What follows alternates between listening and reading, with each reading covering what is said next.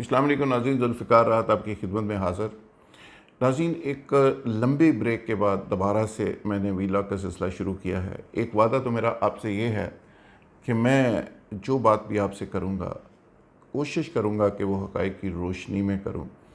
اور journalistic ethics کی بنیاد کے اوپر کروں، یعنی اپنی خواہش کو خبر بنانے کی کوشش نہیں کروں گا اور اپنی خواہش کو تجزیہ بنا کر آپ کے دماغوں میں ٹھونسنے کی کوشش بھی نہیں کروں گا۔ جو فیکٹس ہوں گے، جو حالات و واقعات ہوں گے اور جو میرے دماغ کے مطابق، میرے ذہن کے مطابق چیزیں میں صحیح سمجھوں گا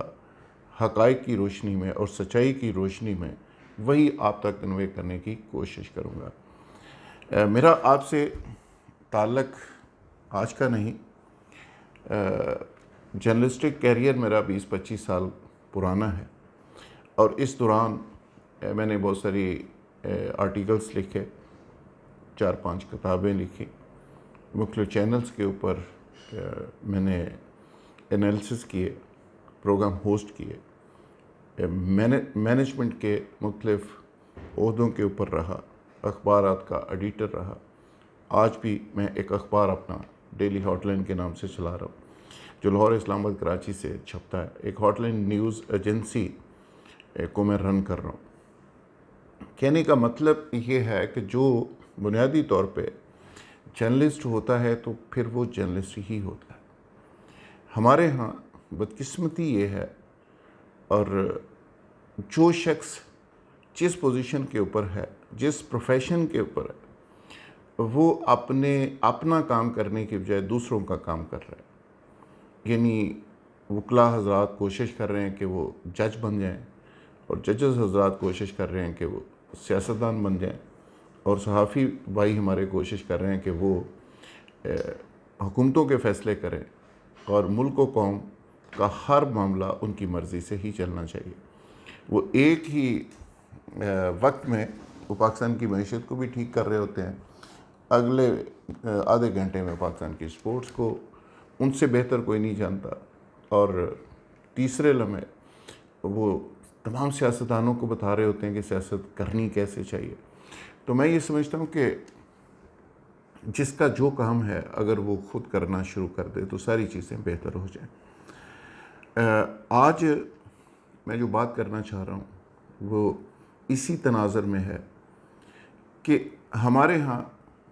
کچھ جرنلسٹوں نے گزشتہ کچھ عرصے میں کچھ لوگوں کے ساتھ مل کر اپنی عاقبت تو خیر تھی، اپنی جرنلسٹک کیریئر کو بھی اتنا خراب کر لیا کہ وہ جرنلسٹ رہے نہیں، وہ جرنلسٹ نظر نہیں آ رہے۔ ویسے تو ہماری صحافت بدقسمتی سے نظریاتی کم اور مالیاتی زیادہ ہو گئی ہے، لیکن اس کے اندر رہ کر بھی حقائق کی روشنی میں بنیادی بات، متوازن بات کی جا سکتی ہے۔ اور میری جو کافی عرصے سے خاموشی کی ایک وجہ یہ تھی کہ جن حالات کے اندر، جس وقت کے اندر الفاظ کی حرمت اور اس کا تقدس ختم ہو جائے اور اس کو لوگ اس انداز میں نہ سمجھ رہے، سوسائٹی آپ کی تقسیم ہو جائے، اوپینین میکنگ تقسیم ہو جائے، اداروں کے اندر سیاست گھس جائے، اور ہر شخص جو ہے اس کا دماغ اس لیول پہ چلا جائے کہ وہ گالی کے علاوہ کوئی دوسری بات سننا ہی نہ چاہے، یعنی جو شخص درمیان کی بات کریں، متوازن بات کریں، لوگ اس کو سننے سے انکار کر دیں، عام سننے والے اس بات کا تقاضا کرنے لگ جائیں کہ آپ یا ایک طرف کو گالی دیں یا دوسری طرف کو گالی دیں، یعنی عدم برداشت کا یہ لیول سوسائٹی کے اندر ہو جائے کہ پوری ایک لائن کھنچ جائے، ایک میڈیا کے اندر، صحافت کے اندر تقسیم ہو جائے، تو ایسے حالات میں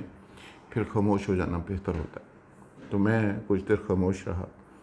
لیکن پھر سوچا اس شعر کے مستحق کہ ہن سوچاں دی میت نو چاہ کے کیڑے گھر جاواں گا، چھے بولاں تے مار دیں گے، نہ بولاں تے مر جاواں گا۔ یہ بیسیکلی جو سینسٹیو لوگ ہوتے ہیں، جو حساس لوگ ہوتے ہیں، جو لکھنے پڑھنے والے لوگ ہوتے ہیں، جو یہ قلم سمجھتے ہیں کہ ان کے ہاتھ میں قلم ہے اور اس قلم کا استعمال ان کی ڈیوٹی ہے، تو پھر وہ کچھ نہ بھی لکھیں، کچھ بات نہ بھی کریں، تو اندر کے اندر وہ گھٹتے گھٹتے مر جاتے ہیں۔ تو اس سے بہتر ہے کہ اندر اندر گھٹ کے مرنے سے کہ آپ بات کریں، اور وہ بات کریں جو حق ہو، جو سچ ہو، جو بہتر ہو، اور جس سے سوسائٹی کے اندر انتشار نہ پھیلے۔ اور اسی طرح میں سمجھتا ہوں کہ جو صحافی اور صحافت ہے، اس کا مقصد ہی یہ ہے کہ وہ ظالم کا راستہ روکے، ظلم کے خلاف کھڑا ہو، اور اس کا قلم جو ہے وہ بچائے اس کے کہ چند ٹکے لے کے کسی کے لیے بک جائے۔ تو اس کو کیا کرنا ہوتا ہے، وہ قوموں کی رہنمائی کرتے ہیں۔ جو جرنلسٹ ہوتے ہیں، جو لکھاری ہوتے ہیں، جو اوپینین میکرز ہوتے ہیں، وہ قوموں کی رہنمائی کرتے ہیں، وہ لیڈرز کی رہنمائی کرتے ہیں، وہ نیشن بلڈنگ کا کام کرتے ہیں، وہ قوم کو ایک ڈائریکشن دیتے ہیں۔ تو یہاں پہ اگر قلم آپ کا بک جائے، اگر جس طرح لفافہ بردار بہت سارے لوگ پھر رہے ہیں ہمارے دائیں بائیں، ان کی اکثریت ہو جائے، تو پھر ان حالات میں بہت ضروری ہو جاتا ہے کہ خاموش رہنے کی بجائے کچھ لکھا جائے، کچھ بولا جائے۔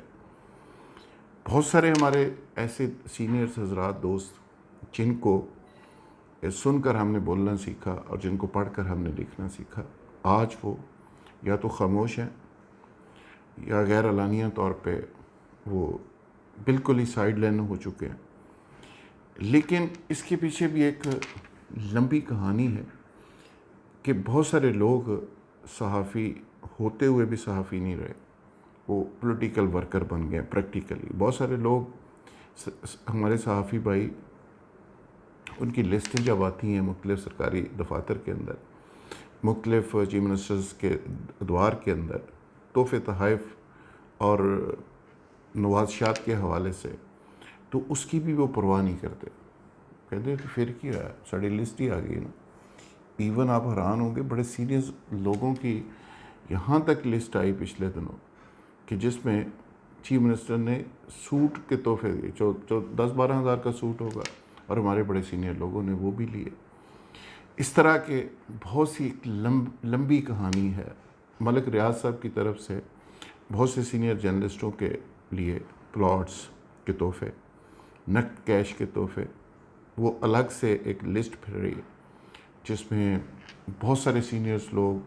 ڈاکٹر شاہد مسعود سے لے کے امن میر تک، امن میر صاحب سے لے کے جاوید چودھری تک، سب کے نام ہیں۔ لیکن ہمارے لوگ بڑے سینسٹیو ہیں، چھوٹی چھوٹی بات کی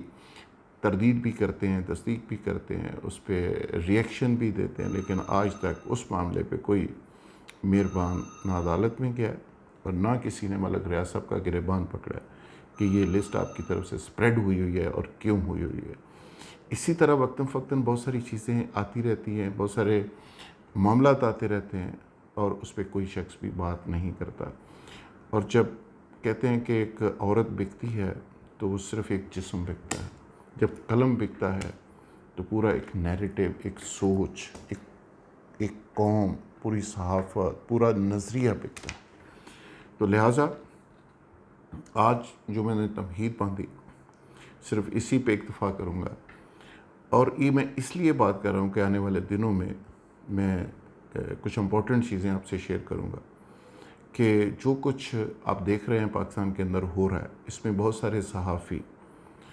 کچھ ایسی چیزوں کا حصہ بن چکے تھے کہ جو میرا خیال ان کو نہیں بننا چاہیے، اور آج وہ اس کا نتیجہ بھگت رہے ہیں۔ اس کے ساتھ ہی ذوالفقار راحت کو اجازت دیجیے، میرا یوٹیوب چینل ضرور سبسکرائب کیجیے اور بیل آئیکن کو ذرا پریس کر دیں تاکہ آپ کو نوٹیفیکیشن ریگولر ملتے رہیں۔ اور میں آخر میں ایک بار پھر اس عزم کا اعادہ کرتا ہوں، اس عزم کو دہراتا ہوں کہ میں کوشش کروں گا کہ وہ بات کروں جو فیکٹس کے اوپر مبنی ہو، جو بہتر بات ہو، جو آپ کی رہنمائی کر سکے، جو کسی خواہش اور میری ذاتی خواہش کے اوپر مبنی نہ ہو۔ بہت شکریہ، تھینک یو ویری مچ۔